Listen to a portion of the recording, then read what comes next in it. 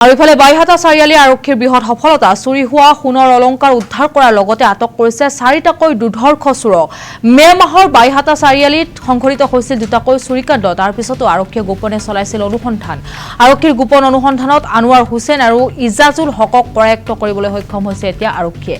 বাইহাটা চাৰিআলি ভাৰপ্ৰাপ্ত আৰক্ষী বিষয়া অনুপজ্যোতি পাটিৰৰ নেতৃত্বত আন দুটা দুৰ্ধৰ্ষ চোৰ মেহবুব জাহান আৰু উবেইদুল ইছলামক কৰায়ত্ব কৰে। চোৰকেইটাৰ পৰা প্ৰায় 10 লক্ষাধিক টকাৰ সোণৰ অলংকাৰৰ লগতে নগদ ধন জব্দ কৰিবলৈ সক্ষম হৈছে এতিয়া আৰক্ষীয়ে।